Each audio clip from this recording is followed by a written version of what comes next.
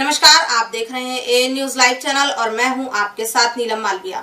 आइए चलते हैं मध्य प्रदेश के हरदा जिले की कुछ खास खबरों की ओर। पहले ड्रोन आपके यहाँ उड़ा था, वो कोलवा में उड़ा, और इसी कार्यक्रम में मैं माननीय मंत्री जी से अनुरोध करती हूँ कि स्वामित्व योजना के जो दस्तावेज है आपके कर कमलों से इस गांव के लाभार्थियों को दिया जाए और वो उसका भरपूर उपयोग करें, अपना विकास करें, अपने गांव का विकास करें। धन्यवाद।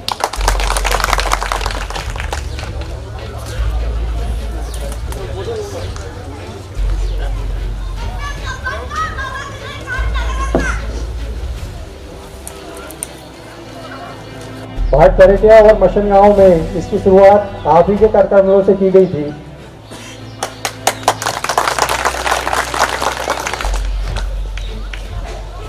दोनों हाथ उठाकर नर्मदा मैया का जयकारा लगाएंगे। मैं कहूंगा नर्मदे हर, आप दोनों हाथ उठा के कहने जिंदगी भर मुट्ठी बांध कर नर्मदे हर, नर्मदे हर, नर्मदे हर। भारत माता की आज के आनंद की। मां सरस्वती के इस पावन मंदिर शासकीय माध्यमिक हाई स्कूल और तो हायर सेकेंडरी हो गया,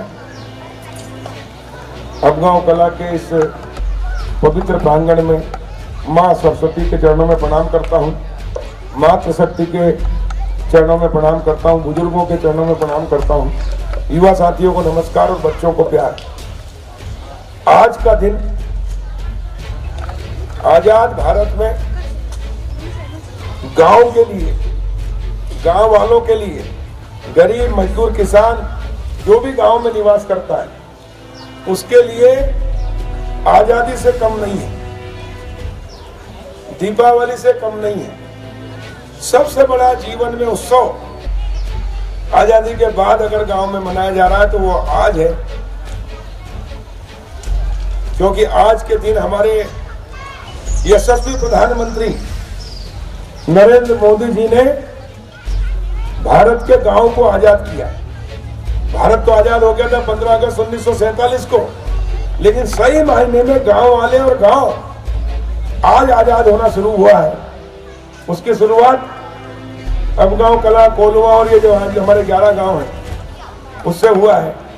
और इसलिए गांव को आजादी दिलाने वाले हैं हमारे प्रधानमंत्री नरेंद्र मोदी जी। जब उन्होंने 24 अप्रैल 2020 पंचायत दिवस के दिन दिल्ली में घोषणा की थी, आज उसको क्रियान्वित किया है। गांव वालों को अपनी आबादी में बसे मकान जो बाप दादा पुरखों के समय से सैकड़ों साल से हम रहते आए, लेकिन मालिक नहीं थे, आज हमको मालिक बनाया गया है। इससे गांव के विकास के द्वार खुलेंगे, गांव की तकदीर और तस्वीर बदलेगी, गांव की दशा और दिशा बदलेगी, और गांव की तकदीर और तस्वीर, दशा और दिशा बदलने वाले, गांव को सर्वांगीण विकास कराने वाले और गांव को आजादी दिलाने वाले नरेंद्र मोदी जी के लिए जोरदार ताली बजाकर हमारे प्रधानमंत्री जी।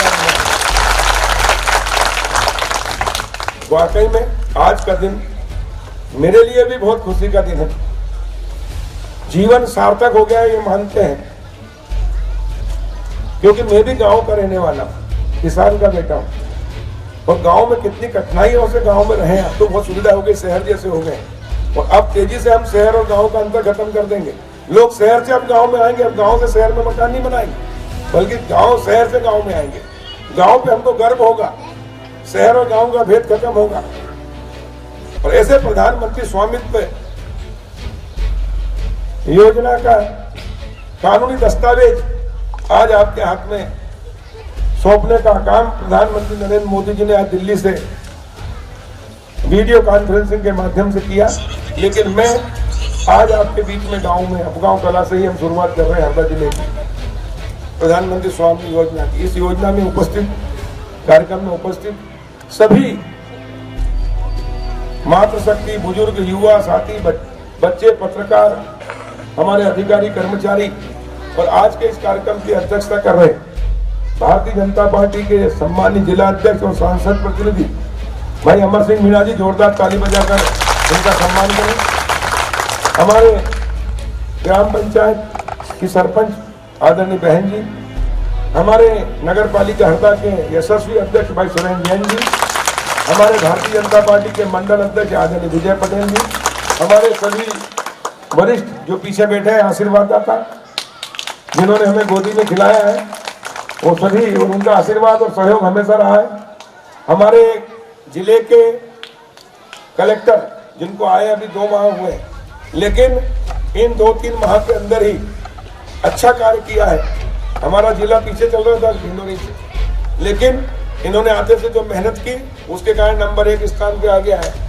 ऐसे हमारे कलेक्टर संजय गुप्ता जी, हमारे पुलिस अधीक्षक श्री अग्रवाल जी, हमारे जिला पंचायत के सीओ शर्मा जी खड़े हुए हैं, ये भी बहुत अच्छे वर्कर हैं। हमारे जनपद के सीओ, हमारे एसडीएम, तहसीलदार सहित पटवारी सहित हमारे एसएलआर और हमारे ग्राम पंचायत के सचिव साहब, हमारे सरपंच और पंच और हमारे सब कार्यकर्ता। मैं आप सबका प्रधानमंत्री स्वामित्व योजना के शुभारंभ के अवसर पर मध्य प्रदेश के मुख्यमंत्री शिवराज सिंह जी की ओर से, भारत के प्रधानमंत्री नरेंद्र मोदी जी और भारत के पंचायत और ग्रामीण विकास कृषि मंत्री नरेंद्र सिंह तोमर जी की ओर से और अपनी ओर से आप सबका अभिनंदन, स्वागत और वंदन करता हूं और बधाई देता हूं कि सही मायने में गांव आज आजाद हुआ है।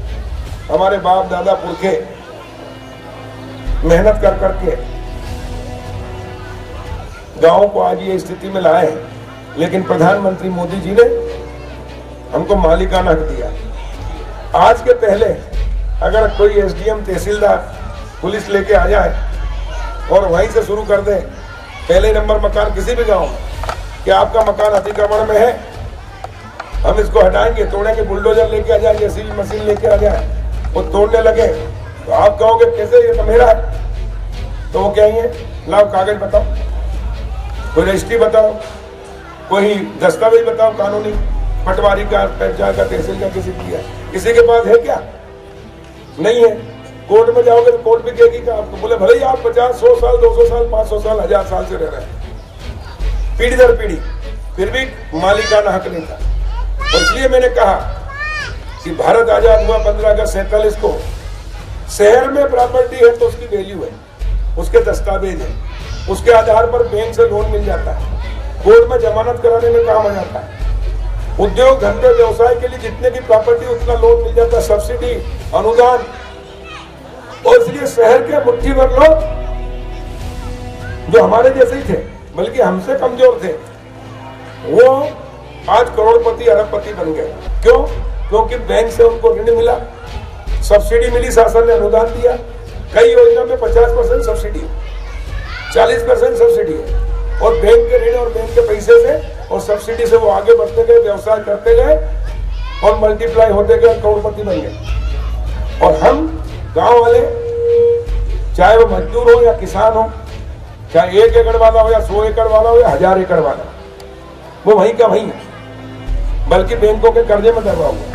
उसका एकमात्र कारण कि किसान को, गांव में रहने वालों को सिर्फ खेती करने के लिए मजबूर किया गया कि आप सिर्फ खेती करो, और खेती के लिए ट्रैक्टर लेना हो, 5 लाख के ट्रैक्टर के लिए 50 लाख और 1 करोड़ की जमीन भी गिरवे रख लेते हैं, और जब तक उसका एक पैसा नहीं आता, जब तक उसका कोई उपयोग नहीं कर सकते। खाद, बीज, दवाई, ट्रैक्टर, हार्वेस्टर और पाइपलाइन, इंजन, मोटर। इसके अलावा आपकी प्रॉपर्टी भली वो 1 करोड़ की हो या 10 करोड़ की, 100 करोड़ की भी हो, तो आपको 5000 की जमानत भी नहीं हो सकती कोर्ट से। आपके गांव के मकान ये बने हुए अफगांव कला के, कितने मकान है अफगांव कला में? क्या भाई सचिव मनीष, कितने मकान है अफगांव कला में? है 635। अब 635 में से 200 मकान तो पक्के होंगे, ज्यादा है। प्रधानमंत्री आवास कितने बने अभी तक?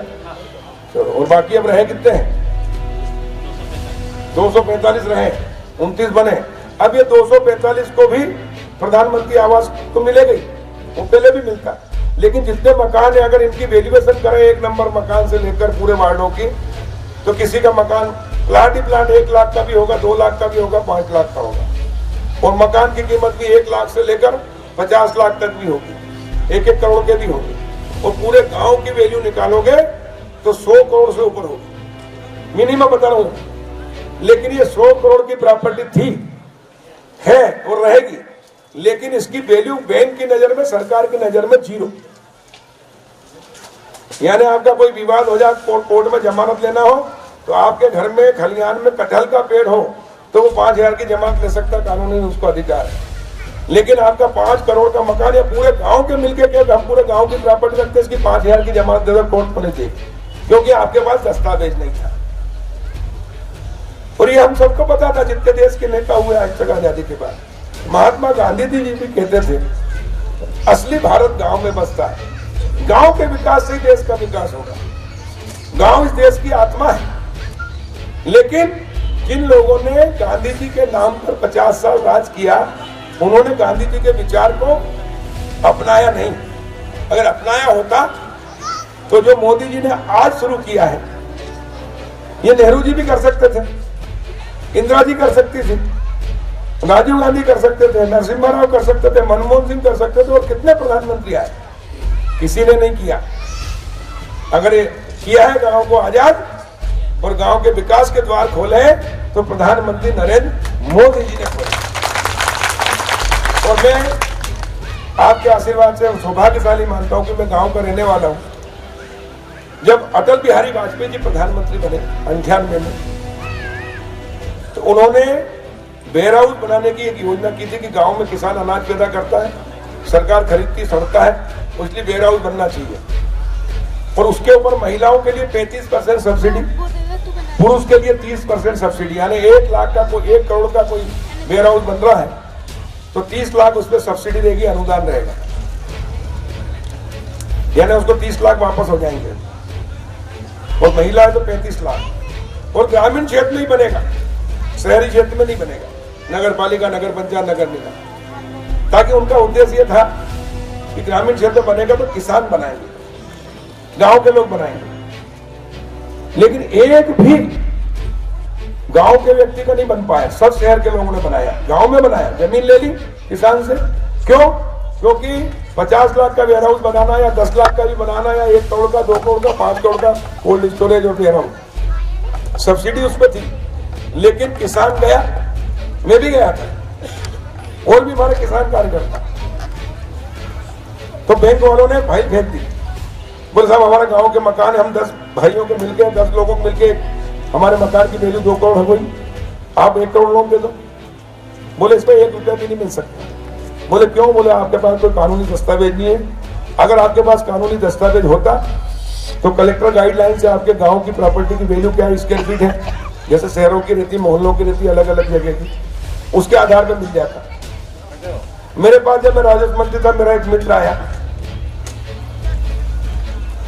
इंदौर जिले के सांवेर से, मेरे साथ वो युवा मोर्चे में विद्यार्थी परिषद में काम करता था। उन्होंने कहा भाई साहब आप मंत्री बन गए, फिर भी हमारे गांव वालों की कोई वैल्यू नहीं है। मैंने कहा क्या हो गया? बोले मुझे एक ढाबा खोलना था, मेरी जमीन है, रोड पे भी देके ढाबा खोला हुआ उनका, इंदौर से सांवेर के बीच में। 10 लाख रुपए मेरे को लोन चाहिए था, 35 लाख का मेरा मकान है, कलेक्टर की गाइडलाइन के अनुसार 35 लाख की वैल्यू हो गई, वैल्यूअर ने कर दी, इंजीनियर ने। मैं बैंक में गया, मेरी फाइल भेज दी, अपमान कर दिया। बोले इसमें 2 रुपए भी नहीं होगा। क्या गांव वालों की कोई इज्जत नहीं है? तो मैंने कहा नहीं, गांव वालों की इज्जत है, वो करेंगे। मैंने उसी समय मेरे अधिकारियों को बुलाया, प्रमुख सचिव, सचिव को, सबको, और मैंने निर्देश दिए कि भाई गांव में आबादी में, गांव बोले सब आबादी का मालिकाना नहीं है तो क्या हो गया? बोले सब कानून नहीं है, नियम नहीं है। मैं नियम कौन बनाता है? बोले सरकार। तो मैंने कहा मैं क्या हूँ? बोले आप मंत्री हैं और सरकार है। तो मैंने कहा हम आदेश दे रहे बनाओ। और मैंने मसन गांव और भाट बरेटिया पूरे प्रदेश में हरदा जिले के 2 गांव का चयन किया था पायलट प्रोजेक्ट में। जैसे अभी 11 गांव का चयन हुआ है, कोलवा, अपगांव कला, पिड़गांव, मजली, अपगांव खुर्द, झिझगांव और निमाचा कानखेड़ा का, उसके अलावा नहाड़िया और झाड़पा, कोलवा, देवतला, औतरसमा, ये 11 गांव हमारे जो अभी पायलट प्रोजेक्ट में हमने किए, अभी 4 महीने के अंदर सब हो जाएंगे। तो इसी प्रकार मैंने मसन गांव को और भाट बरेटिया को 2 पायलट प्रोजेक्ट में लिया था। मसन गांव में 1500, जैसे अपने यहाँ कितने 600, 329, 635 मकान है। मसन गांव बड़ा गांव है अपने स्तर पर, वहाँ 1500 पट्टे दिए मुख्यमंत्री ग्रामीण आवास अधिकार पुस्तिका वो लाया हूं, मेरे पास गाड़ी में रखी होगी, लेके आना भैया। और 2 अक्टूबर 2008 जब मैं मंत्री था, उस समय राजस्व मंत्री, गांधी जयंती थी। मैंने कहा गांधी जी कहते थे असली भारत गांव में बसता, गांव के विकास से देश का विकास होगा, इसलिए गांधी जी की जयंती पर इसकी शुरुआत हम करेंगे ताकि गांधी जी ऊपर से आशीर्वाद देंगे। जिनने गांधी जी के नाम पर वोट प्राप्त करके 50 साल राज किया उनने नहीं किया, पर हम कर रहे हैं। और मैंने मसर गांव में जब पट्टे दिए, इसी प्रकार का कार्यक्रम हुआ, तो मैंने कहा था कि भारत आजाद हुआ 15 अगस्त 47 को, लेकिन पहला गांव है देश का मसन गांव जो आजाद हुआ है और उसको मालिकाना हक मिला मुख्यमंत्री ग्रामीण आवास अधिकार पुस्तक। मुख्यमंत्री जी की तरफ से संदेश, मेरी तरफ से संदेश। वह मंदिर था तो मंदिर को भी हमने जगह दी, मस्जिद है तो उसको भी दी, एक गरीब झोपड़ी वाला उसको भी दिया, पक्का मकान वाला उसको भी दिया, आधा एकड़, 1 एकड़, 1.5 एकड़, छोटा 30-50 का भी दिया, पूरे 1500 का। उसके बाद भाट पलटिया और उसके बाद आचार संहिता लग गई, चुनाव हो गए, फिर मैं बाद में मंत्री नहीं रहा। उसी से मुख्यमंत्री आवास योजना मैंने मुख्यमंत्री के पीछे पड़ के बनवाई। बाकी गांवों के अंदर बड़े पूरे उसमें अधिकारियों ने अड़ंग लगा दिए थे, लेकिन 30-50 के पट्टे हमने सबको दिए और उसी के कारण फिर मुख्यमंत्री आवास योजना बनी। पहले इंदिरा आवास आती थी, कच्चे मकान आते थे, एक पंचायत में 2 या 3 आते थे, एक अनाथ 100 बीमार, भ्रष्टाचार भी होता था और अंधे वाटर रेवड़ी चिम चिम के थे, मतलब उसी को वालों को देता था और 3 को देता था, बाकी 300 नाराज होते थे। मैंने मुख्यमंत्री जी से कहा कि अपन अगर गांव में, अब आप भी गांव के रहने वाले हो, जीत के मेरा तो चला ही था, अपने गांव के अंदर कितने लोगों को वर्षों से रहते आए, लेकिन मालिकाना हक नहीं, गरीब आदमी भी, झोंकी झोपड़ी भी है, लेकिन किसी न किसी जगह पे तो है। उसकी मालिकाना हक देने से कलेक्टर गाइडलाइन से वैल्यू हो जाएगी उसके मकान प्लाट की 1 लाख 2 लाख, अपन बैंक में ऋण दिलवा के उसको 1-1 लाख का पक्का मकान बना देंगे। अभी इंदिरा आवास 1, 2, 3 आती है, 100-100, 200 एक साथ बन जाएंगे और जब सबके बनेंगे तो कोई पैसा नहीं लगेगा, कोई पैसा नहीं देता जब सबको मिलता। अभी प्रधानमंत्री में कहीं पैसा नहीं लग रहा और भ्रष्टाचार भी खत्म होगा, सुशासन भी आएगा और झुग्गी मुक्त हमारा प्रदेश हो जाएगा, देश में नाम हो जाएगा। और मुख्यमंत्री जी ने स्वीकार किया और मुख्यमंत्री आवास योजना बनाई। हमने 1 लाख रुपए का उसको लोन दिलाया, गारंटी में रखवा के भट्टे को 50,000 वो भरेगा, 50,000 सरकार भरेगी। और मुझे बताते हुए खुशी हो रही है, इसी योजना को गाड़ी की ट्रांच में रखा, आगे वाली वो उसमें रखा होगा। तो हमने जो पट्टे दिए उससे लाखों मकान प्रधानमंत्री मुख्यमंत्री आवास के बने और उसके बाद फिर मुख्यमंत्री प्रधानमंत्री बने मोदी जी 14 में। उन्होंने कहा था कि देश के गरीब के अच्छे दिन आएंगे और इसलिए उन्होंने प्रधानमंत्री आवास योजना लागू की, प्रधानमंत्री आवास योजना चालू की। उन्होंने कहा इंदिरा आवास कच्चे आते हैं, पक्के मकान बनाएंगे। तो पूरे देश में उन्होंने पता किया कि कहां पक्के मकान बने, तो अकेले मध्य प्रदेश था जहां मुख्यमंत्री आवास योजना में ये जो पट्टे दिए थे हमने, उसी के तहत पक्के मकान बने गरीबों के। और मोदी जी ने इंदिरा आवास हटाकर कच्चे मकान की जगह पक्का किया और मॉडल लिया मध्य प्रदेश का और पूरे देश में आज 2.25 करोड़ प्रधानमंत्री आवास बने, 2.25 करोड़। वो उसका भी श्रेय मध्य प्रदेश को जाता है हटाने का। एक सोच, गांव का रहने वाला जब विधायक बनता है, मंत्री बनता है, मुख्यमंत्री बनता है, प्रधानमंत्री बनता है तो गांव की चिंता करता और किस प्रकार वो योजना है। तो कितने आजादी के 73 साल हो गए, ये 12 साल पहले हमने योजना शुरू की थी। और मैं प्रधानमंत्री जी को बहुत बधाई देता हूं कि हमने जिला पंचायत में प्रस्ताव पास करके मुख्यमंत्री और प्रधानमंत्री जी को, कृषि पंचायत मंत्री को भेजा था कि हमने हरदा के 2 गांव में किया है, अगर ये पूरे देश में लागू हो जाएगा तो गांव की तस्वीर बदलेगी और सही मायने में गांव आजाद होगा। और प्रधानमंत्री नरेंद्र मोदी जी ने कहा कि आत्मनिर्भर भारत बनाना है, यानी हर क्षेत्र में हम आत्मनिर्भर हो, किसी के आगे हाथ ना फैलाएं। और आत्मनिर्भर भारत कब होगा? जब आत्मनिर्भर गांव होगा। आत्मनिर्भर गांव कब होगा? जब आत्मनिर्भर मजदूर होगा, आत्मनिर्भर किसान होगा। और इसलिए ये योजना प्रधानमंत्री स्वामित्व योजना गांव वालों को, चाहे मजदूर हो चाहे किसान हो, सबको आत्मनिर्भर बनाने वाली है। क्योंकि अब हमारी प्रॉपर्टी की सर्वे होने के बाद प्लाट की और मकान की वैल्यू कितनी है और उसका मालिकाना कानूनन दस्तावेज मिल गया, उसके आधार पर अब किसान है तो किसान का बेटा, 2 बेटे हैं, एक खेती कर रहा है, दूसरा पढ़ लिख के नौकरी लगी, बेरोजगार घूम रहा है, अब वो खेती कर नहीं सकता, तो क्या करना चाहिए? तो बोलते व्यापार कर दो। तो व्यापार करने के लिए गांव वाले क्या करते हैं? हरदा में दुकान खुलवा दी, किराए की दुकान ले ली या खरीद ली, एक बार माल भर दिया, चाहे वो दवाई की दुकान हो, चाहे फर्नीचर की हो, किसी प्रकार की इलेक्ट्रिक की हो। अब जो शहर के व्यापारी हैं वो पुराने जमे हुए हैं, उनको उनकी प्रॉपर्टी पे बैंक लिमिट देती है ताकि वो धंधा रोलिंग कर सके। 50 लाख 1 करोड़ की उनकी रोलिंग लिमिट है। अब गांव वाले जिसने दुकान खोली है, घर वालों ने दुकान दिला दी, लेकिन उसके पास कोई लिमिट नहीं होती, क्योंकि गांव की प्लाट की कोई कीमत नहीं, मकान की कोई कीमत नहीं, उस पर लोन मिलता नहीं, और खेती की जमीन पर लोन मिलता नहीं व्यवसाय के लिए, उद्योग के लिए, और इसलिए वो थोड़ी उधार में दे दिया।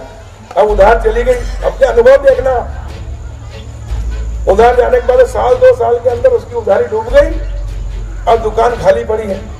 बैंक में जाता तो बोले प्रॉपर्टी बताओ, शहर में प्रॉपर्टी नहीं है, और इसलिए उसकी दुकान बंद हो गई, वो घर आ गया। तो बाद में पैसे मतलब घर वाले कहेंगे भैया तेरी दुकान खुलवा दी, बहुत तेरे हिस्से का क्या, तो जमीन भी बिकवाएगा क्या हमारी, और इसलिए फेल हो गए जितने भी गांव वालों ने दुकानें खोली थी। अब गांव के लोगों की प्लाट की, मकान की वैल्यू होने से अब अगर 2 लड़के हैं 3 लड़के हैं, उनको दुकान व्यवसाय उद्योग करवाना है तो वो लोन मिल जाएगा बैंक से, और लिमिट भी बन जाएगी, और वो प्रतिस्पर्धा में आगे रहेगा, अब फेल नहीं होगा। ये काम किया है गांव के बच्चों का भविष्य बनाने का, रोजगार से जोड़ने का, व्यवसाय उद्योग में लाने का काम अब शुरू हुआ आज से, और इसलिए मैंने कहा कि आज गांव आज आजाद हुआ, आज हमारी दिवाली नहीं है, आज हमारे विकास के द्वार खुले, हमारी तकदीर और तस्वीर बदलेगी, दशा और दिशा बदलेगी। और जब गांव का हर व्यक्ति आत्मनिर्भर होगा तो हमारा देश भी आत्मनिर्भर होगा। मजदूर है, उसके अगर छोटा मकान है, प्लाट बन गया, प्रधानमंत्री आवास मिल गया, अब वो एक कमरे में दुकान चलाना चाहता, किराने की या पंचर की या छोटा मोटा कोई भी व्यवसाय। हमारी बहनें हैं, इनके समूह है, ये सिलाई कढ़ाई बुनाई, अचार बनाना, पापड़ बनाना, इनके पास हुनर है, तो ये अपने उसी मकान के अंदर दुकान में लोन लेकर गारंटी में रखकर 1 लाख का लोन मिल जाएगा, 50,000 का, 2 लाख का, और ये कोई भी चूड़ी की दुकान है, किराने की दुकान है, कोई भी छोटा मोटा व्यवसाय कर सकती है, हमारे गरीब लोग कर सकते हैं, ताकि ये अपने पैर पर खड़े हो सकते हैं। किसान है, बड़ा है, उद्योग लगा सकता है, व्यवसाय, warehouse, cold storage, food processing plant, कृषि उपकरण, खाद बीज, दवाई की दुकान, जो भी चाहे। अब गांव के लोग भी बैंक से लोन मिलेगा, और जब बैंक से लोन मिलेगा, सब्सिडी सरकार देगी, अनुदान देगी, तो उसको आगे बढ़ने का मौका मिलेगा। एक भाई खेती करेगा, एक भाई व्यापार करेगा, एक भाई उद्योग चलाएगा, तब जाकर रोलिंग चलेगा, और कृषि पर आधारित उद्योग होगा, गांव का भी विकास होगा, गरीबों का भी होगा, किसानों का भी होगा, देश का भी होगा। ये काम होना था आजादी के बाद तत्काल, तो आज हमारी जो स्थिति गांव की है उससे कई गुना हमारी स्थिति अच्छी होती। हमारा देश शक्तिशाली, समृद्धशाली, वैभवशाली होता, दुनिया में भारत माता नंबर 1 स्थान पर होती। अगर मोदी जी जैसे प्रधानमंत्री भारत को मिल जाते पहले, अटल जी जैसे प्रधानमंत्री मिल जाते पहले, तो आज देश कहां से कहां होता। अटल जी जब बने तो गांव गांव में प्रधानमंत्री सड़क आई, किसान क्रेडिट कार्ड योजना आई, फसल बीमा योजना आई। पहले कहा जानते थे फसल बीमा योजना? जब मैं राजस्व मंत्री बना तो आरबीसी 6,000 में परिवर्तन किया गया, 4 करोड़ नहीं मिलते थे, वहां 500 करोड़ 5,000 करोड़ मिल रहे। और इसलिए सत्ता परिवर्तन से व्यवस्था का परिवर्तन हुआ है, और अब देश आगे बढ़ रहा है, बदल रहा है, और भारत शक्तिशाली, समृद्धशाली, वैभवशाली होगा। और इसलिए एक बार पुनः मैं आप सबको, जो अभी आपको दस्तावेज मिलेंगे उसके लिए बधाई, और कलेक्टर भी हमारे यहाँ सब विभाग भी था। मैं आपको आदेश कर रहा हूँ कि हरदा जिला देश में नंबर 1 होना चाहिए। मेरा सपना रहता है हर क्षेत्र में हम नंबर 1 बने। अभी भी मध्य प्रदेश में 51-52 जिले हैं, 2 जिले चुने गए हैं भारत सरकार द्वारा, उसमें हरदा और डिंडोरी, जो आदिवासी जिला है, और हरदा, जो कि शुरुआत इसके देश में हरदा से ही हुई। मसनगांव देश का पहला गांव है, और भाटपरेटिया दूसरा, जो सबसे पहले आजाद हुआ आज से 12 साल पहले। अब हम हो रहे हैं, लेकिन पूरे देश के लोग गांव आज आजाद हुए, और इसलिए हम उसमें भी नंबर 1 है। 4 महीने के अंदर पूरा एक हरदा जिले का, गांव का, एक घर का, एक झोपड़ी का सर्वे होकर उनको दस्तावेज मिल जाए, ऐसी व्यवस्था करना है। और मुझे पूर्ण विश्वास है कि हमारा जिला प्रशासन इसमें त्वरित गति से जैसे काम किया है, सबसे पीछे थे लेकिन अभी हम नंबर 1 पे आ गए। इसी प्रकार 100% हमको उसमें सफलता मिलेगी। और मैं आपको विश्वास दिला रहा हूँ कि प्रधानमंत्री नरेंद्र मोदी जी, मुख्यमंत्री शिवराज सिंह चौहान जी के नेतृत्व में हम 2022 तक किसान की आय दोगुना कर रहे हैं और हर गरीब का पक्का मकान 2024 तक बना के देंगे। कोई भी, जैसे अभी बताया मुझे कि 29 मकान प्रधानमंत्री में आए अभी तक और 245 रहे, तो 245 मकान ये 3 साल के अंदर बना देंगे। 3 साल 4 साल के अंदर कोई नहीं छूटेगा। उसके अलावा पहले शादीशुदा का बच्चे हो जाए, अलग हो जाए, तब मकान मिलता था। अब लड़का अगर 21 साल का है, 18 साल का, और वो कुंवारा भी है, शादी होगी उसकी 21 साल के बाद, तो आज से उसका भी सर्वे कर लो 18 साल वालों पे, और सबके मकान देने का निर्णय लिया। तो इस प्रकार कुंवारे लड़के का भी पक्का मकान बनेगा। मान लो कोई दादा, उसके 4 बेटे हैं, 2 की शादी होगी, 2 की नहीं हुई, तो 2 को मिल गए, लेकिन 2 को नहीं मिले, उनको भी मिलेंगे। 4 है, 6 है, 2 है, 1 है, कोई भी 18 साल से वयस्क लड़का, युवक, उसको भी इसमें शामिल कर रहे हैं। सबके पक्के मकान देंगे, सबको गैस टंकी चूल्हा देंगे। अभी तक 8 करोड़ से अधिक गैस टंकी चूल्हा दे चुके हैं। रोटी, कपड़ा और मकान और सम्मान के साथ जीने का अधिकार। और हमारी जितनी बहनें हैं, इनको हम आजीविका, ग्रामीण आजीविका, राष्ट्रीय ग्रामीण आजीविका मिशन में यहाँ समूह बने ना, तो मैं है कितने समूह है?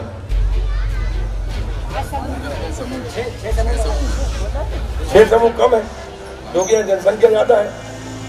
पूरे समूह बनाओ, जितनी मेहनत, कम से कम एक समूह में 10 महिलाएं होंगी, तो ऐसे कम से कम यहाँ बनेंगे 20-30 समूह। और समूह बनाकर इनको सिलाई, कढ़ाई, बुनाई का ट्रेनिंग दो। अचार बनाना, पापड़ बनाना, साबुन बनाना, अगरबत्ती बनाना, और भी कोई हुनर है इनके पास, तो घर बैठे ये सम्मान के साथ काम कर सके। अभी हमने स्कूल के बच्चों की ड्रेस सभी समूह को पिछली बार दी थी, इस बार भी दे रहे हैं। समूह ही कपड़ा खरीदेगा, समूह ही सिलाई करेगा, ताकि जो पैसा बचेगा वो समूह के पास बचे, ताकि उनकी आमदनी बढ़े, हमारी बहनों ये आत्मनिर्भर बढ़े। सिलाई और नर्सरी का भी, और गौशालाएं भी अब समूह देख रही है हमारी महिलाएं। अभी हमारे गौशालाएं भी हमने इसकी जो सेंशन होने 44 गौशालाएं इसी साल हमने स्वीकृत की और करेंगे। हर पंचायत में गौशाला बनाएंगे और वो समूह, महिलाओं का समूह चलाएगा, गांव वाले सहयोग करेंगे। तो इस प्रकार एक एक व्यक्ति का सर्वांगीण विकास हो, ताकि वो आत्मनिर्भर हो, देश आत्मनिर्भर हो, देश आगे बढ़े। हालांकि 70 साल बीत गए, ये पहले हो जाना था, लेकिन जब जागो जब सवेरा। आप सबका आशीर्वाद, स्नेह, प्यार मेरे साथ बचपन से रहा, क्योंकि मेरी पढ़ाई लिखाई यही हुई है। 3री, 4ठी, 5वीं इसी स्कूल में, यही वाला कमरा, यही पढ़ा हूँ और यहीं से पढ़ लिख कर गया हूँ। आज मध्य प्रदेश की सेवा कर रहा हूँ, तो आपका आशीर्वाद है। हमेशा पूरा एक परिवार के रूप में आप लोगों ने मुझे सहयोग किया है, तन मन धन समय देकर हमेशा मेरे साथ, मेरी पीठ पे आपका हाथ रहा है, आशीर्वाद रहा है, आगे भी रहे जीवन भर। और मैं भी आपको विश्वास दिला रहा हूँ कि इस अपगांव कला को प्राथमिकता के आधार पर चहुमुखी विकास करने में कोई कसर नहीं छोड़ूंगा, व्यक्तिगत भी, सार्वजनिक भी। और कोई भी समस्या होगी उसका निराकरण करने का मैं प्रयास करूंगा। और कोई ये न माने कि मेरे खास है, किनके खास है, मैं सबका हूँ, सब मेरे हैं और सब मैं हूँ। आपका बेटा हूँ, आपका भाई हूँ, और इसलिए आप मुझे अपने परिवार का सदस्य मानते हो। कोई भी समस्या बताएंगे, जो हो सकता होगा नियम अनुसार वो पूरी हल करने का मैं प्रयास करूंगा। नियम में नहीं होगा तो नियम बना दिया जाएगा और आपकी समस्या का निराकरण कर दिया जाएगा, जैसा कि हमने किया। मैं एक बार पुनः प्रधानमंत्री नरेंद्र मोदी जी का, मुख्यमंत्री शिवराज सिंह चौहान जी का बहुत बहुत धन्यवाद करता हूँ। साथ ही अभी आप एक रथ देख रहे होंगे कृषि विभाग का, वो गांव-गांव जा रहा है। प्रधानमंत्री मोदी जी ने कहा कि हम किसानों की आय 2022 तक पूरा डबल कर देंगे। मोदी जी जो कहते हैं वो करते हैं। 2024 तक सबको पक्के मकान बन जाएंगे तो बनेंगे। 2024 तक पूरे हिंदुस्तान के एक एक व्यक्ति के, ग्रामीण क्षेत्र के लोगों को ये मालिकाना हक मिल जाएगा, स्वामित्व योजना का तो मिल जाएगा। बहुत प्लानिंग से, और जो कहते हैं वो करते हैं।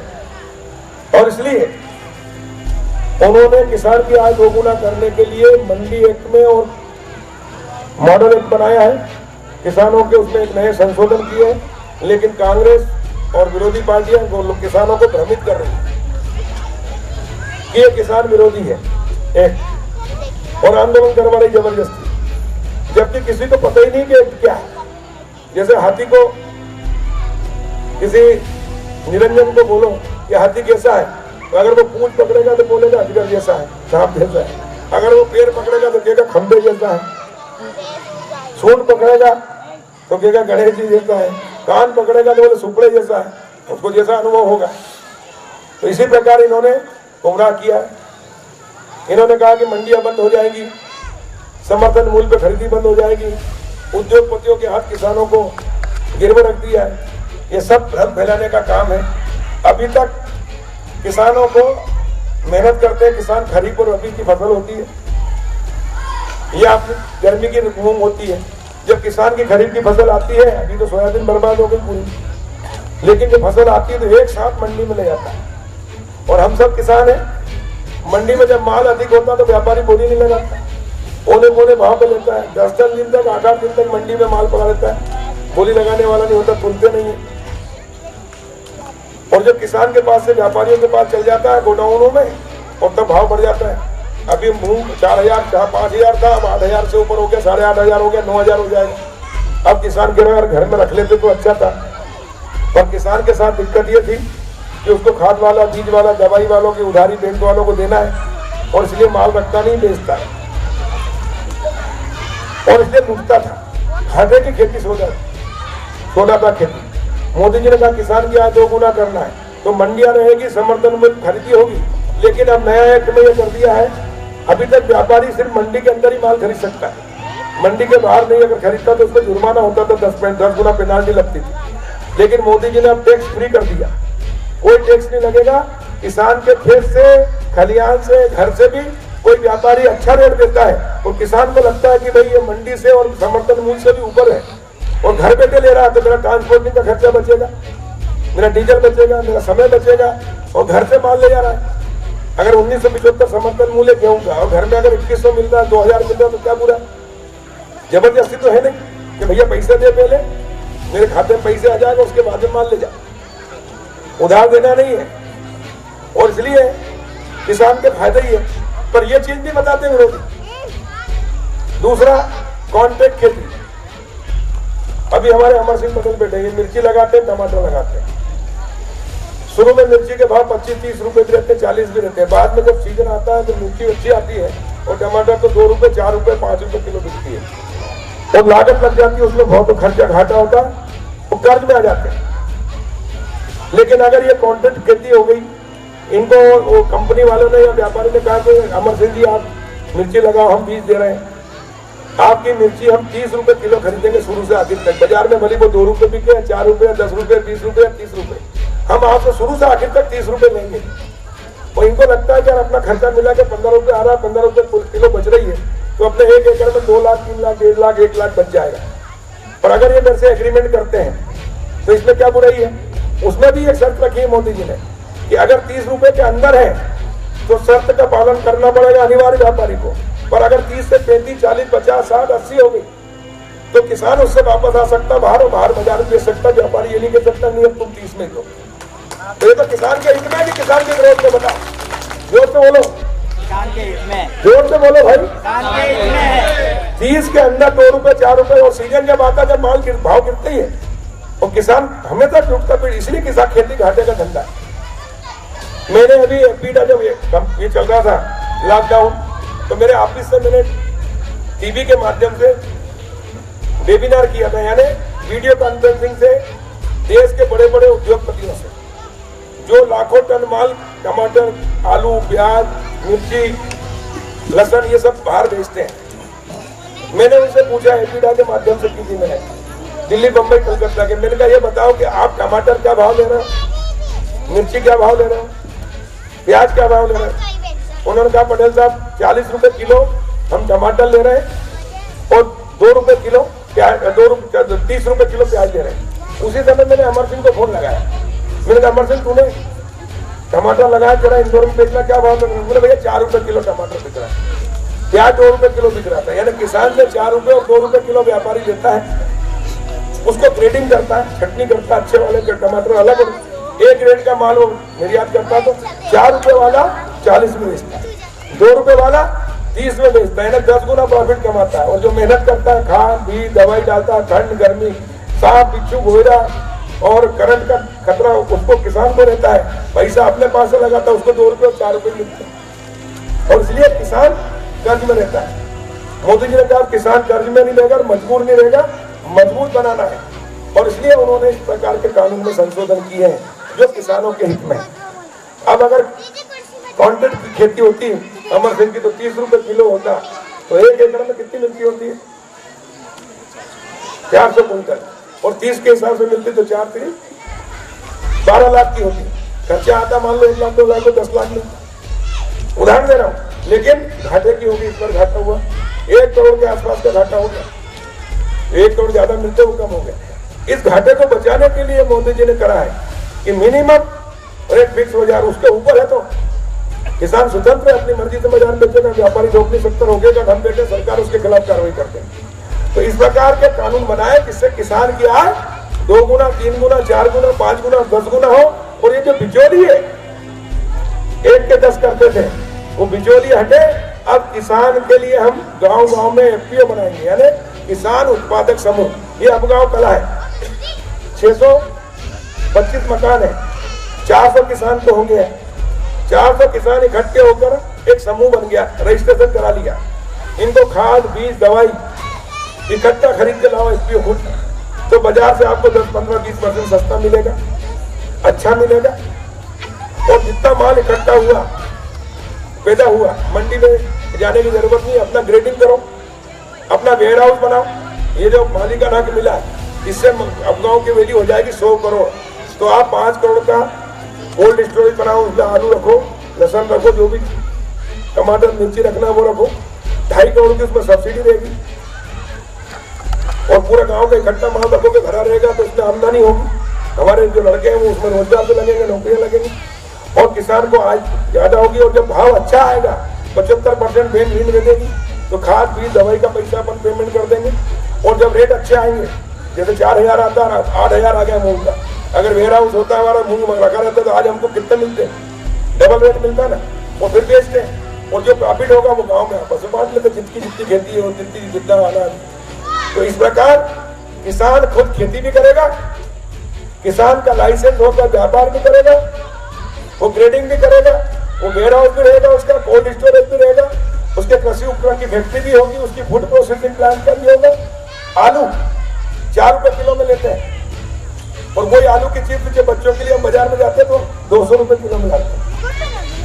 आप देखो वो 10 रुपए का मिलता है 200 ग्राम, 50 ग्राम का 200 रुपए, ठीक है ना। तो कितना कमाते हैं, तो हम खुद ही चिप्स की फैक्ट्री डाल देंगे, श्वास की फैक्ट्री डाल देंगे, अचार की फैक्ट्री डाल देंगे, हमारे समूह में महिलाओं का इनको भी काम मिलेगा, और बेचेंगे। हमारे गांव में जितनी जरूरत होगी हम खुद ही करेंगे। इस प्रकार अब बिचौलियों से मुक्त दिलाने का समय आया है। ये काम कर रहे हैं मोदी जी गांव के लिए, किसानों के लिए। अच्छा बताओ ईमानदारी से, ये जो संशोधन हुआ ये अच्छा हुआ कि गलत हुआ? अच्छा हुआ ना। पर कांग्रेस कह रही है विरोध करो, आग लगा दो, वोट रोक दो, जाम कर दो, भरण कर रही है, और हमारे कुछ भोले किसान उसमें जाते हैं, और इसलिए ये रद्द चल रहा है, सब बता रहे हैं। दूसरा, मंडी में कृषि मंत्री,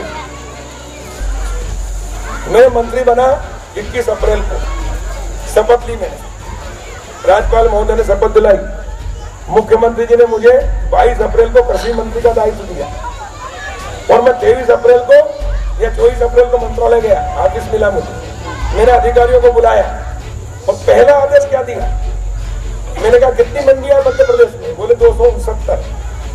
मैं कहा मंडी में इलेक्ट्रॉनिक कांटे कितनी मंडियों में? बोले ए मंडी, बी मंडी, सी मंडी में, अधिकांश मंडियों में। मैं इलेक्ट्रॉनिक कांटे पे गाँव से किसान आता ट्रैक्टर ट्राली लेके, आप सब भी जाते हैं खरीदा, ट्रैक्टर ट्राली कांटे पे खड़ी की, 60 कुंटल वजन इलेक्ट्रॉनिक को देख लिया, हाइड्रोलिक से खाली कर दी, घुमा के लाके वापस खाली ट्रैक्टर ट्राली की 20 कुंटल की, 40 कुंटल वजन हो गया। तो आपको 40 कुंटल का पेमेंट मिलना चाहिए। आपने 30 रुपए, 20 रुपए, 10 रुपए जो भी उसका धुलाई का घाटे का पैसा वो दे दिया। लेकिन जब बिल बनता है, व्यापारी ने बिल बनाया, तो बाद में उसमें कहीं 4 रुपए, कहीं 8 रुपए, कहीं 10 रुपए, अलग अलग मंडियों के रेट है। तुलाई और हम्माली, तुलावटी और हम्माली का पैसा कटता है। नहीं तो तुलावटी ने हाथ लगाया, क्योंकि पहले तोल होता था हाथ से, तो बोरा भरता था, फिर तोल लाता था, तुलावटी उसको लिखता था। ने तुलावटी ने हाथ लगाया, हाइड्रोलिक से खाली हुआ, इलेक्ट्रॉनिक कांटे ने तोला, उसका पेमेंट दे चुके। उसके बावजूद भी 200 करोड़ रुपए साल के किसानों के जेब से अवैध रूप से वसूली करते थे व्यापारी, हम्माल और तुलावटी। मैंने पहला ऑर्डर किया कि ये बंद होगा। मेरे एमडी ने उन्होंने कहा नहीं सर ऐसा नहीं होता। फिर कहा कि सर हड़ताल हो जाएगी, फिर मंडियां बंद हो जाएंगी, तुलावटी बेरोजगार हो जाएंगे। मैंने कहा मैंने इलेक्ट्रॉनिक कांटा लगा, उसका पेमेंट हो गया। मैंने कहा अगर ये बंद नहीं करोगे तो मैं तुम्हारी FIR कराऊंगा, सारे मंडी सेक्रेटरी की, कर्मचारियों की, व्यापारी की और हम्माल और तुलावटी को जेल भिजवा दूंगा सबको। 120 भी और 420 का मुकदमा कायम होगा। दूसरे दिन अधिकारी आए और मेरे से अनुमोदन कराए, मैंने आदेश किया और पूरे मध्य प्रदेश के किसानों को आजादी दिलाई है डबल तोल से और तुलावटी हम्मालों। 200 करोड़ रुपए बचे हर साल। अभी हमारे पढ़े लिखे किसान के बेटे हैं, कितने किसान संगठनों में राजनीतिक लोग करते हैं। किसी ने मांग करी थी क्या? किसी एक ने भी मांग की क्या? अरे देते डबल तुलाई हम्माली देते ना, पर कोई बोलने का लगता ही है भैया। तो वो मैंने बंद कराया पहले दिन। दूसरे दिन लॉकडाउन के कारण मंडियों में नहीं जा सकते थे, भीड़ नहीं कर सकते थे, घर से पर्चा कर दिया, छोटा पर्चा। अब घर से आपने माल तुलाया, अपने घर के गांव के मजदूर से भरवाया, व्यापारी गैस ट्रक लेके अपने वेयर हाउस पे तोला, फिर भी मंडी के हम्माल और तुलावटी का पैसा कटता। वो कानून था कि तुलावटी बिल बनाएगा तो ही पेमेंट होगा, तो वो भी हमने कानून में चेंज किया। उसके अलावा अब मंडियों को हम स्मार्ट मंडी बनाने जा रहे हैं। यानी मंडी में अब आप जाओगे, हमने आदेश दे दिए हैं, गेट के ऊपर मंडी के हमारे कर्मचारी होंगे, चंदन लेकर किसान का तिलक करेंगे, चंदन लगा के, और हाथ जोड़कर स्वागत करेंगे, आइए अन्नदाता जीवन दाता। क्योंकि किसान अपने और अपने परिवार के लिए खेती नहीं करता, राष्ट्र और समाज के लिए खेती करता है। अभी लॉकडाउन के समय बड़े बड़े उद्योग धंधे, व्यवसाय, व्यापार, दुकान, चाय दुकान सब बंद हो गई। एक क्षेत्र खुला था सिर्फ खेती, और अगर खेती बंद हो जाती, इसमें भी लॉकडाउन हो जाता, तो 130 करोड़ हिंदुस्तान के लोगों को दोनों ही भोजन कहां से मिलता, सब्जियां कहां से मिलती, दूध कहां से मिलता, जिंदे कैसे रहते। तो ऐसे लॉकडाउन के समय, कोरोना के संकट के समय देश को भी अगर खड़ा रखा है और जिंदा रखा है 130 करोड़ लोगों को, तो ये अन्नदाता किसान मजदूर जो मेहनत करते हैं इन्होंने रखा। लेकिन इनके साथ अब लूट नहीं होगी, इनका सम्मान होगा, इनका तोल भी सही होगा, इनको मूल्य भी ठीक मिलेगा, समर्थन मूल्य पे खरीदी होगी, उससे ऊपर भी बिकवाएंगे, और किसान की आय 2 गुना, 3 गुना, 4 गुना, 5 गुना, 10 गुना तक करेंगे, बिचौलिए हटाएंगे। ये निर्णय भारत सरकार ने और प्रदेश सरकार ने लिया है, क्योंकि हम पहले किसान है, बाद में मंत्री है। शिवराज सिंह चौहान पहले किसान है, बाद में मुख्यमंत्री है। और प्रधानमंत्री नरेंद्र मोदी भी चाय बेचने वाले गरीब के बेटे हैं। स्टेशन पे चाय बेचते थे छोटे थे जब पिताजी के साथ। जब गरीब आदमी किसान जब सरकार में जाता है, मंत्री, मुख्यमंत्री, प्रधानमंत्री बनता है, तब जाकर परिवर्तन होता है। वो दर्द समझता है कि गरीबी क्या होती है, परेशानियां क्या होती है, गांव में रहने की क्या परेशानियां है। और इसलिए हमने एक एक किसान की समस्या जो थी उसको दूर करने का काम किया। हमने मुख्यमंत्री आवास योजना बनाई, हमने मुख्यमंत्री ग्राम सड़क योजना बनाई 500 की आबादी के नीचे, हमने मुख्यमंत्री खेत सड़क योजना बनाई। मैं हट गया था, मंत्री में था 10 साल, इसलिए बंद हो गई थी योजना, फिर चालू करा दिए। अब आपके खेतों पे जितने भी गोए हैं, अब गांव के हो या कहीं के भी हो पूरे प्रदेश के, हर गोया हर 1 साल में 2-2 गोए बना के जाएंगे, 3 साल 4 साल के अंदर सारे गोए बन जाएंगे।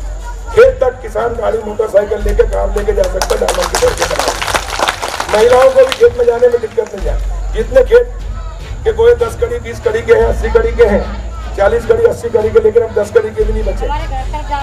हाँ वहाँ भी करें सब दूर, और उनका अतिक्रमण मुक्त कराएंगे और बढ़िया रोड बनाएंगे, ये भी निर्देश दे दिए। तीसरा, गांव में जाते हैं महिलाएं आती, भैया मैं विधवा हो गई, 10 साल हो गए, मेरे को विधवा पेंशन नहीं मिल रही, कहीं की कहती माता राम बुजुर्ग हो गई, मेरे को वृद्धावस्था पेंशन नहीं मिल रही, विकलांग पेंशन नहीं मिल रही, फलाना गरीबी रेखा में मेरा नाम नहीं है, मेरे पास तो कुछ नहीं है। मैंने कलेक्टर सहित सभी अधिकारियों को निर्देश दिए हैं, जिला पंचायत से हर गांव में कैंप लगेंगे। सचिव साहब एक घर जाकर वीडियोग्राफी करके 1 नंबर मकान से लेकर 625 नंबर मकान तक 29 तक कितने लोग रहते हैं, उनकी जाति क्या है, उनके पास पक्का मकान है कि नहीं, उनके पास जमीन कितनी है, क्या करते हैं, घर में कितने लोग हैं, परिवार का खर्चा कैसे चलता है, कमाई कितनी, खर्चा कितना है। एक एक चीज, विधवा है घर में तो उसको भी नाम लिखो भाई, विकलांग है अगर उसका प्रमाण पत्र नहीं बना तो हरदा हॉस्पिटल ले जाकर प्रमाण पत्र बनाओ विकलांगता का। वृद्ध है 60 साल से ऊपर तो वृद्धावस्था पेंशन, विधवा है तो विधवा पेंशन, दिव्यांग है तो दिव्यांग पेंशन, गरीब है तो गरीबी रेखा में नाम, गरीब है लेकिन पर्ची नहीं है खाने की। अभी हमने 37 लाख परिवार को पर्ची दी है और शुरू किया था मुख्यमंत्री जी के टाइम। कितने मिले यहाँ पे? 26 आना है। और जो रह गया उनका भी एक एक चीज का, जाति का प्रमाण पत्र, क्योंकि जब बच्चों को नौकरी लगने का मौका आए, स्कूल आए, उस समय प्रमाण पत्र नहीं बनता है और वो भटक जाते हैं, उनका अवसर जीवन खराब हो जाता है। इसलिए एक एक व्यक्ति को शासन घर बैठे सब सुविधाएं दें, ये मैं निर्देश दे रहा हूँ। हरदा जिला उसमें नंबर 1 हो। बाकी मुख्यमंत्री जी से मेरी बात ये पूरे प्रदेश में करवा रहा हूँ, ताकि कोई भी हम आए, मुख्यमंत्री आए तो एक भी आदमी आके ये ना कहे कि मेरा गरीबी रेखा में नाम नहीं है, कि मेरे को विधवा पेंशन नहीं मिल रही, कि मेरे को विकलांग पेंशन नहीं मिल रही, कि मुझे वृद्धावस्था पेंशन नहीं मिल रही, कि मुझे राशन नहीं मिल रहा, या शासन की फलानी योजना का लाभ मुझे नहीं मिल रहा, मेरा जाति प्रमाण पत्र नहीं मिला। अगर कहीं शिकायत आई बाद में, ये 4 महीने के अंदर, 2 महीने में करना है, और बाद में मुझे मिली तो उसी समय संबंधित कर्मचारी अधिकारी दंडित होगा। सबसे पहले बात करेगी सहायक और सचिव पर, और इसलिए और वरिष्ठ अधिकारी में भी करेंगे, लेकिन ये सब होना चाहिए, क्योंकि ये सरकार लोकतंत्र में सबसे बड़ी शक्ति होती जनता, और जनता के द्वारा चुनी हुई सरकार है, जिनका आशीर्वाद हमको तब तो में, और इसलिए इनकी समस्या हल करना ही है।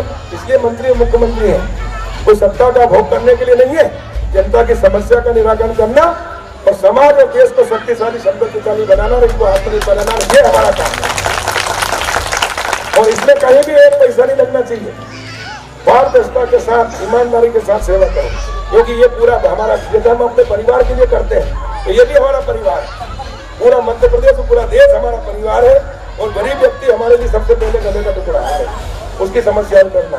इस प्रकार की समस्या हल करके और पूरा गाँव का सर्वे करके, जो गाँव आबादी में है लेकिन फिर भी बाहर में मकान बने हैं, तो आपकी जो सर्वे होंगे इसको पूरा आबादी में जोड़ दो, थोड़ा बहुत नियम को शिथिल करना वो भी कर दो।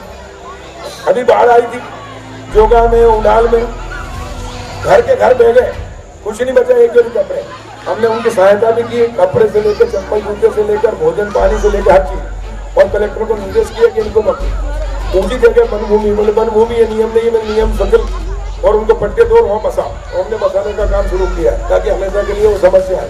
ऐसे यहाँ भी कोई नाली नाले में हमेशा बाहर में आते हो, उनकी जगह व्यवस्था बन करके दूसरी जगह पट्टा दो। आबादी में नहीं है तो आबादी का क्षेत्र बढ़ाओ, लेकिन सुंदर गांव बनाओ। गांव और शहर का भेद खत्म होना चाहिए, बल्कि लोग कहें कि गांव शहर से भी अच्छे हैं, तब जाकर हमारा जनप्रतिनिधि बनना, सरकार में आना सार्थक होगा, हमारा जीवन सार्थक होगा। आज हमारे द्वारा बनाई गई योजना आज पूरे भारत में लागू होगी। 100 करोड़ परिवार लोगों को इस योजना का लाभ गाँव वालों को मिलेगा।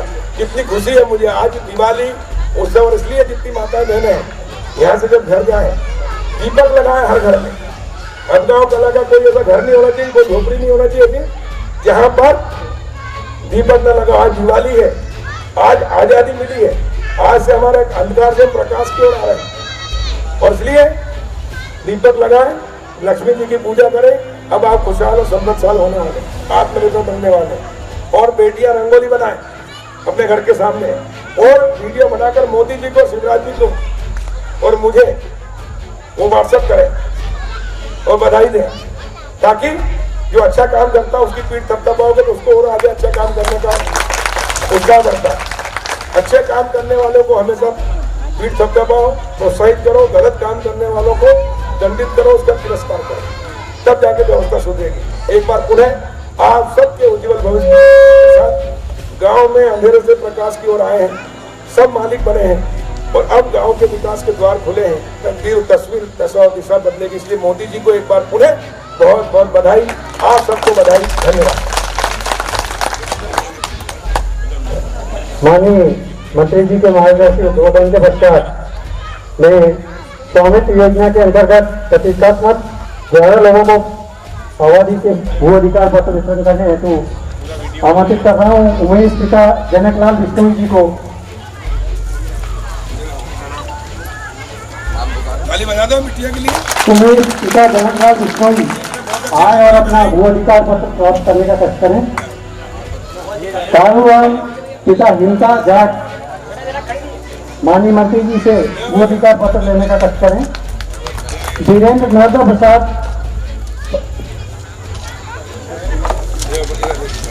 गोविंद मोहनलाल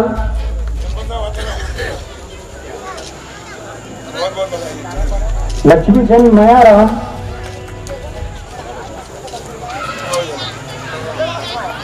जवाहरलाल श्री किशन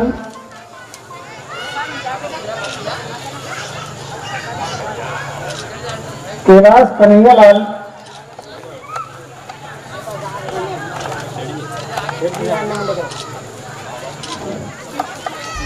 मिश्रीलाल राठौर। सभी हितग्राहियों से अनुरोध है कि वे शीघ्रता करें।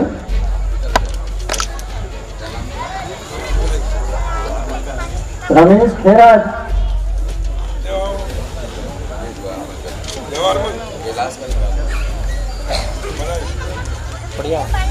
ब्रजमोहन रघुनाथ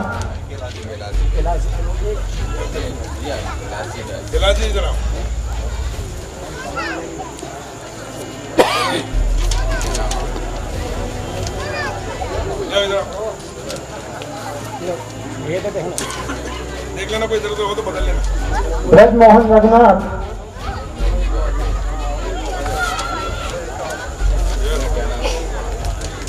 रामविलास खेराज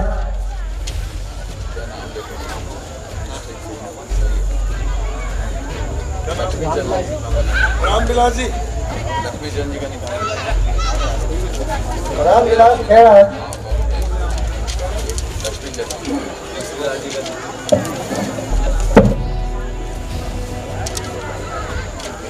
रामविलास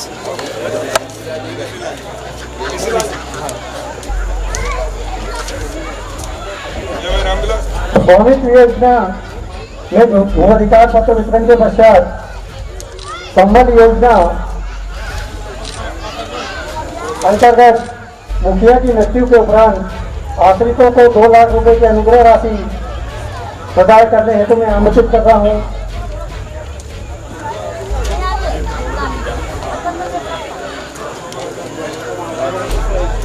सावित्री बाई श्री नारायण संबल योजना और गाँव कला संबल योजना के अंतर्गत मुखिया की मृत्यु के उपरांत आश्रित को 2 लाख रुपए की सहायता राशि। ये संबल योजना कमलनाथ जी आए थे मुख्यमंत्री, उन्होंने बंद कर दी थी। घर में गरीब आदमी के घर में अगर कोई बुजुर्ग खत्म हो जाए तो 5,000 अंत्येष्टि के मिलते थे, वो बंद कर दिए थे। मुख्यमंत्री कन्यादान में 51,000 का बोल दिया, लेकिन दिया 1 रुपया नहीं।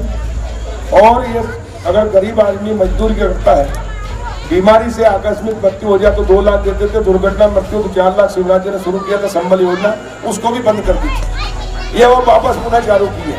शिवराज जी के वापस मुख्यमंत्री बनने से ये सब शुरू हुआ है। ये 2 लाख रुपए शिव कुमारी मुकेश कोई भी काम हो ना, इनको भी 2 लाख रुपए की अनुग्रह राशि मिल रही है। आपको काम से चलाना आती है आपको, मशीन से सिलाई कढ़ाई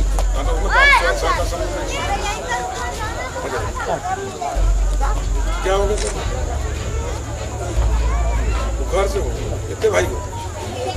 क्लास में ठीक है, 2 लाख रुपए बेटा, उसके ब्याज से तुम्हारी पढ़ाई लेकर हो जाएगी, बाकी चिंता भी करें। गीता भाई ओमकार इन्हें 4 लाख रुपए मिली है संबल योजना के अंतर्गत दुर्घटना मृत्यु पर 4 लाख रुपए।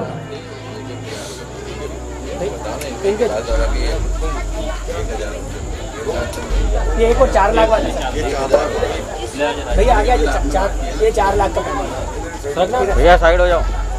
गीता भाई ओमकार को 4 लाख रुपए अनुग्रह राशि मिली है दुर्घटना मृत्यु पर। इसके अलावा संबल योजना में जो लोग आए थे उनके बिजली के बिल 1.5 लाख आ गए थे 15 महीने में। वो शिवराज जी के मुख्यमंत्री बनते से खत्म कर दिए और अब 1,000 के बिल आ रहा है। क्षमाबाई दहाल, दहाल से क्षमाबाई, ग्राम पंचायत दहाल से क्षमाबाई,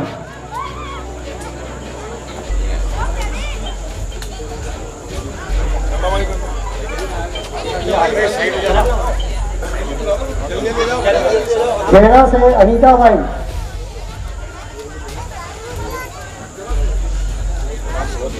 गुनाज से गणेश चंदेल,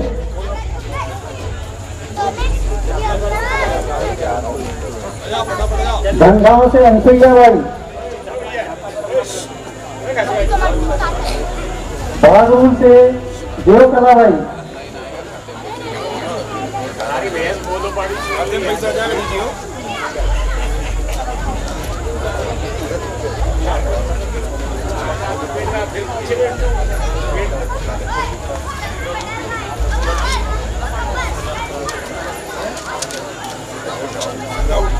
मोहनपुर से लीलाबाई,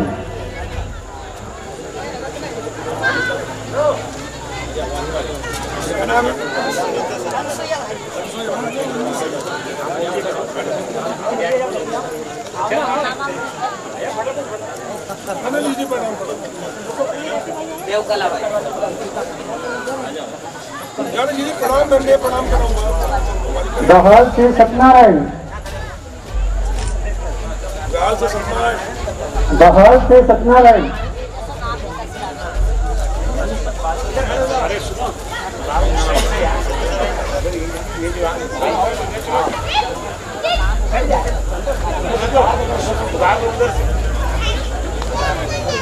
मोहनपुर से लीलाबाई, रनाई कला से बलराम,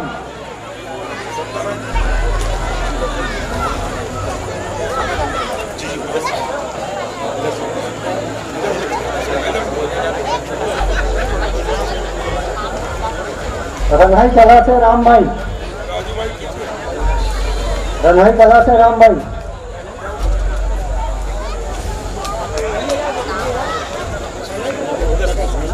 प्रकाश मोहे, प्रकाश मोहे, लड़ाई कला,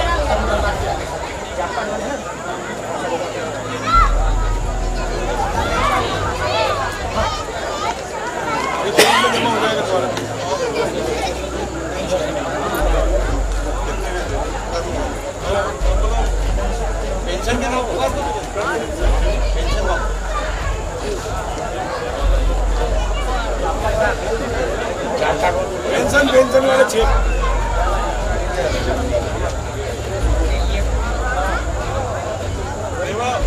इंदिरा गांधी राष्ट्रीय वृद्धावस्था पेंशन रेवा मोहे गोवर्धन, रेवा मोहे गोवर्धन,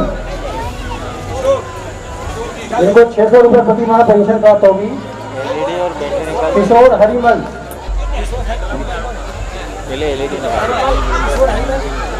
किशोर हरिमल, किशोर, हाँ बॉय,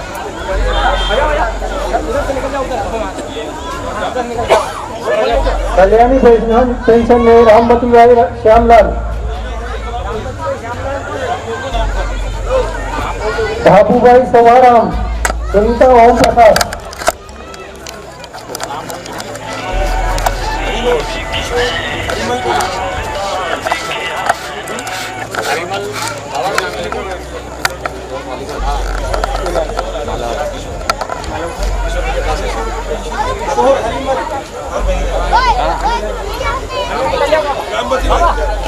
रामवती बाई श्यामलाल, धापूबाई सोमाराम, सुनीता बाई ओम प्रकाश, सुनीता बाई कौन है? सुनीता बाई ओम प्रकाश,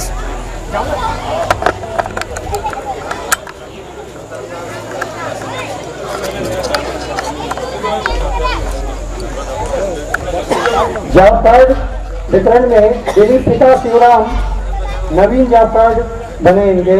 दिलीप पिता शिवराम,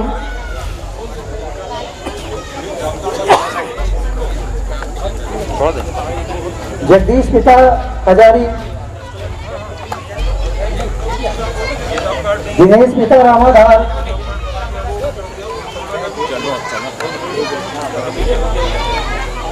दिनेश पिता रामाधार, बसंतीबाई,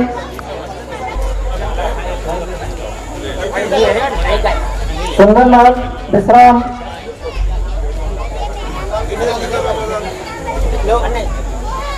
गुजराम हरकिशन, दिनेश पिता विश्राम,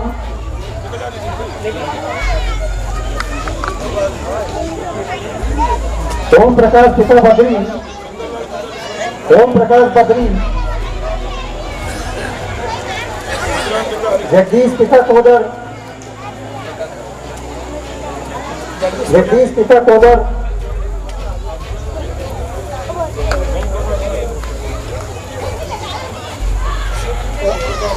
अशोक मन्नूलाल,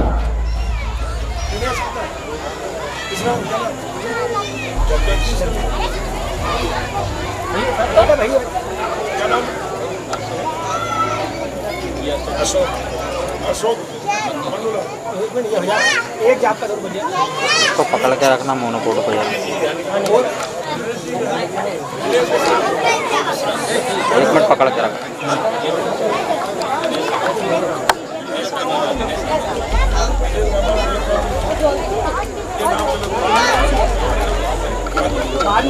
जॉब कार्ड वितरण के पश्चात मैं माननीय मंत्री जी की मंशा के अनुरूप लोक सेवाओं के सदाय का सर्वेक्षण का पत्रक का विमोचन के लिए अनुरोध करूंगा कि वे पत्रिका का विमोचन करने का कष्ट करें।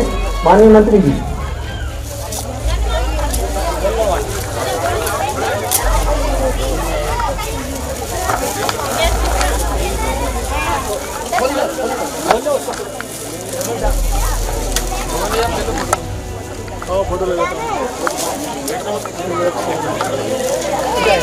साइड हो जाओ, साइड हो जाओ।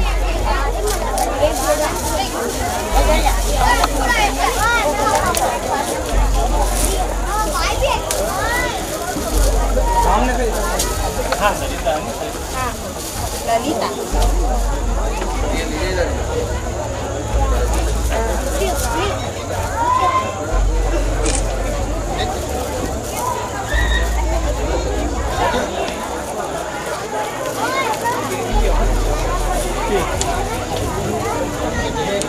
पत्रिका के विमोचन के पश्चात माननीय मंत्री जी रंगोली प्रतियोगिता का आयोजन भी किया गया है, जिसमें पुरस्कार वितरण भी आपको उत्तर कमरों से दिया जाना है।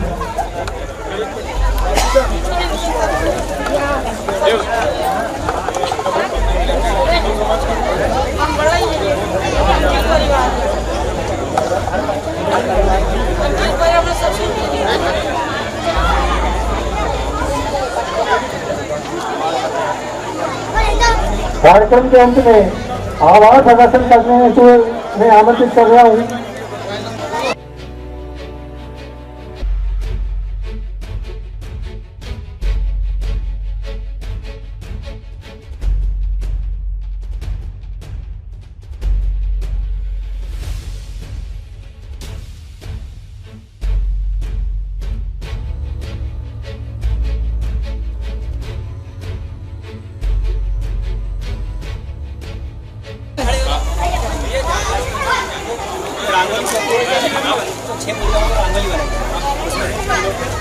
अपने अपने रंगोली के सामने खड़ी हो जाओ बेटा, अपनी अपनी रंगोली आराम से आराम से खड़ो।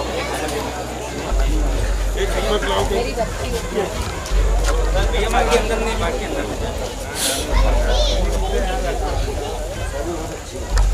अरे बेटा आगे आगे, ये आपने बनाया, बहुत सुंदर, ये आपने बनाया ऐसा क्या ना? भैया साइड। भारत माता की जय, प्रधानमंत्री नरेंद्र मोदी जी की जय, शिवराज मामा जी की जय, आज के आनंद की जय। आज हमारा गांव आजाद हुआ है, हमारे मकानों का मालिकाना दस्तावेज मिले, इससे अब हमारे मकान कच्चे हैं तो पक्के बन जाएंगे, पेंशन नहीं मिल जाएगा, दुकानें बन जाएंगी, व्यवसाय कोई भी काम कर सकते हैं। और ये आजादी के बाद मोदी जी ने, प्रधानमंत्री जी ने गांधी जी का दीनदयाल जी का, जयप्रकाश नारायण जी का, नानाजी देशमुख जी का सपना साकार किया। वो करोड़ों भारतीयों का दिल जीता है। गाँव सही मायने में आज आजाद हुए, इसकी आज दिवाली कर रही है। आज आजादी का उत्सव बनता है और हमारी बेटियों ने बहुत सुंदर देखो, कमल का फूल भी बनाया है, चक्री बनाया है, सुंदर सुंदर फूल बनाए हैं, बनाई बहुत सुंदर, सभी ने एक से एक बनाया, जिसको सभी बेटियां पसंद आई है हमारी, इनके नाम अरुणा, उमा उमा उमा, ताली बजा भाई मुझसे, बहुत बधाई, तीनों ने सबको दो और बाकी को तो और इनको सबको 500 रुपये इनाम, सभी सब है, बहुत सुंदर सुंदर बनाया है और एक दीपक हम भी लगा देते हैं।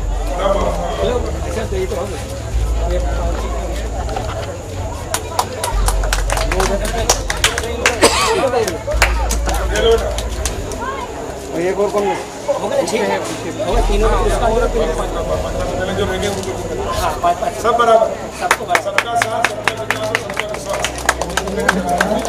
बहुत बहुत बधाई और बहुत अच्छा।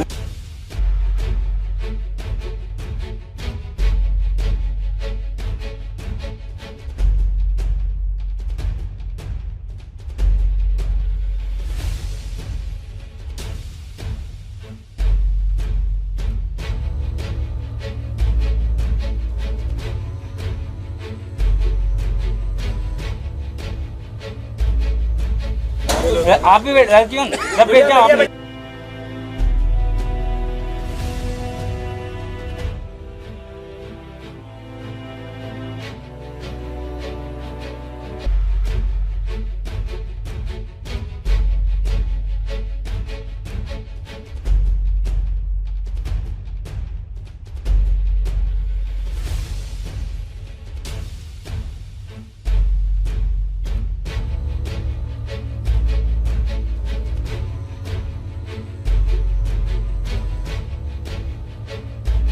मिलते हैं फिर बड़ी खबर के साथ, तब तक बने रहिए हमारे साथ न्यूज लाइव चैनल पर। खबर हमारी, फैसला आपका।